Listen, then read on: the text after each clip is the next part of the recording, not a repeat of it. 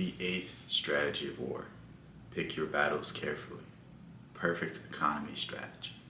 And this is basically saying that there's a timing element to everything. It's never best to always just go headlong. It's always best to understand the other circumstances around something, understand the overarching themes. Like, there's certain things that you don't want to argue with certain people because it's just a waste of time.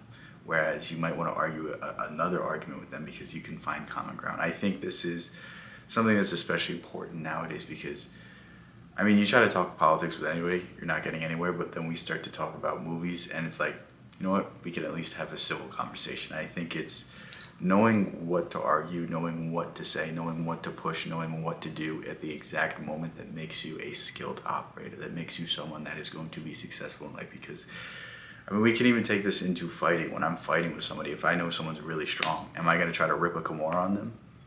Probably not. It's probably not going to work because they're going to be strong enough to defend, and I'm going to expend all my energy trying to do something that's not going to work. Whereas I can start to use their strength against them. I can start to pick and choose. I can know what's going to work before I even do it. I don't have a limited amount of energy. I don't have a limited amount of strength.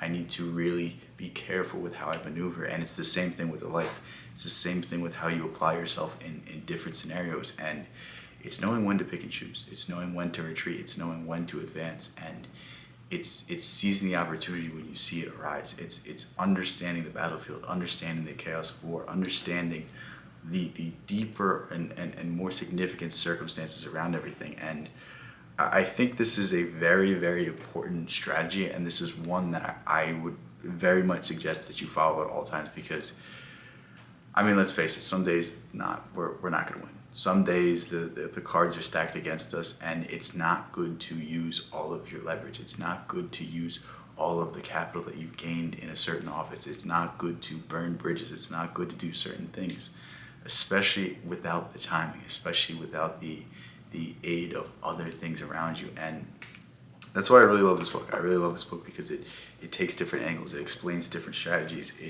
It doesn't just go off of, wow, this person had the better army. Wow, this person had the better position. Wow, this person had this.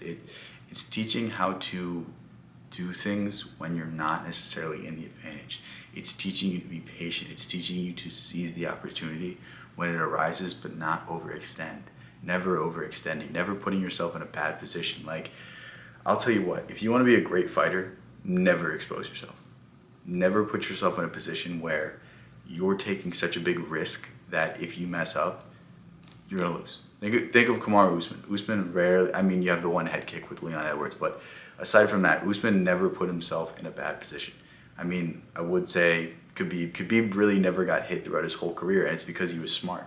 It's because he knew what was going to work for him. He knew when to shoot. He knew not to, overextend and just shoot blindly and then get caught with a knee. Like, if you look at a lot of really good wrestlers, the reason why they're so good is because they're shooting and timing their takedowns when the opponent's not throwing knees. Whereas there's a lot of wrestlers that try to go into MMA, they don't have the strategy. They're not patient. They don't pick and choose. They don't know when to shoot. They don't know when to act. They don't know when to time things. And because of this, they never actually live up to their potential. This is a big thing that people are saying with Bo Nickel. Bo Nickel might be the best wrestler that's ever gone into MMA, but he might not be successful because wrestling in MMA is different than wrestling in NCAAs, wrestling in the Olympics, wherever the fuck he was wrestling at. But again, love this book, love the strategy, love applying these tactics, not just to life, but also to my fighting as well. And yeah, it's just overall a cool book to go through. And I think this is a very interesting book because conflict in this world is inevitable. Conflict is something we'll always be faced with, and it's being armed with the proper tools and the proper strategies to make the most out of every situation and really prevent damage, prevent you from making a mistake that might end your career, that might end your fighting career, that might, really hurt you in the long run. So again, leave a link to this book in the description. If you want more from me, go ahead and join my Discord if you want to know what I'm streaming. If you want more of the stuff that I wrote, my step-by-step guides on how to fix certain things about your life, creativity, focusing on the positive. What else do I have in there? How to get into reading. I'm starting to add some philosophy. I'm starting to add some short stories, but oh shit, I wasn't supposed to say the last one, but you didn't hear that. Yeah, but I love all you guys. Thank you guys so much for all the support. It's crazy to see, but yeah, peace out. I'll see you in the next one, and yeah. Can't wait to see you guys later.